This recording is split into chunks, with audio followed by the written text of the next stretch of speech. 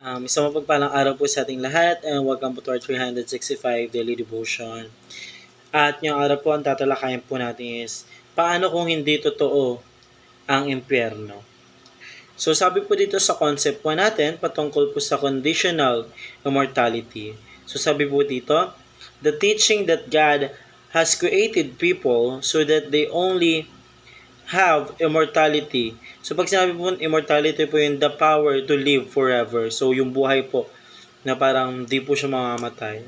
Parang po siya may buhay na walang hanggan. So if they accept Christ as Savior, under this view, those who do not become believers will simplify to exist at death or at the time of the final judgment. So para naman po dun sa mga non-believers daw po, or yung mga believers po natin will simplify daw po to exist of death po. So tayo naman po dumako po sa ating Bible reading. Ito po ay matatagpuan sa Matthew 25 verse 26. Then they will go away to eternal punishment, but the righteous to eternal life. Ito naman po sabi sa Tagalog, itataboy ang mga ito sa kaparasahang walang hanggan, ngunit ang mga matuwid ay pupunta sa buhay na walang hanggan. So, napakamadali lang po ng mga sasabi po dito, no? Sabi po dito sa Bible verse po natin, yung mga non-believers to po is kaparusahan walang hanggan. Then yung mga believers po natin is mapupunta po sa buhay na walang hanggan. And now tayo po dumako po sa ating teaching po. So, una po natin teaching to destination. So, dito po, sa una po nating teaching, meron po tayong tinatawag na two destination. Ito po yung bless or torment. So, pag po pag sinabi po nating bless, kapag sinabi po nating bless, ito po yung parang kapiling po natin yung ating Panginoon Diyos po doon sa kabilang buhay, kung saan po ang kaluluwa po natin is nagsasaya po sa langit. Then tayo po ay merong buhay na walang hanggan, kung saan mas nakakapiling din po natin ang ating Panginoon Diyos. Bagkus dito naman po sa torment, ang kabaliktaran po nito, kasi ito po yung pagdurusa.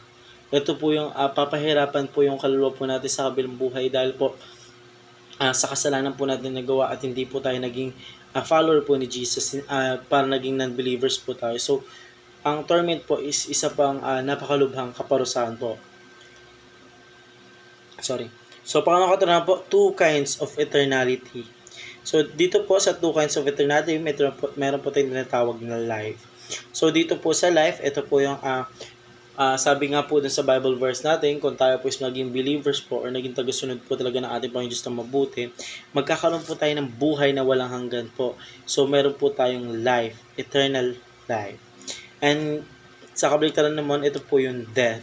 So, pag sinabi po nating death is namatay po tayo, din napunta sa kabilang buhay, then meron po tayong tinatawag na eternal life doon. It's either po death, it's either po bless or torment po yung mangyayari po sa kaluluwa po natin. So, pangatong katurunan po, two resurrected bodies.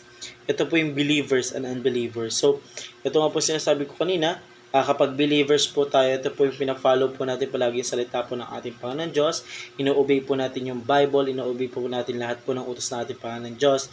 And hindi po natin siya palagi napapagalipan. Unlike po sa mga unbelievers po, ito po yung mga sumasamba po sa mga santo-santuhan, yung parang wala po silang pakialam po sa ating Panginoon Diyos. Ito po yung tinatawag po natin mga unbelievers. Kumbaga sila po yung hindi po naniniwala po sa ating Panginoon Diyos. Mas pinipili po nilang mabuhay sa kanilang pansarili or mas sinusunod po nila yung kanilang sarili kaysa po sa ating Panginoon Diyos. So yun lamang po para sa araw na to. Maraming salamat po sa pakikinig and see you po ulit bukas para po sa ating daily devotion.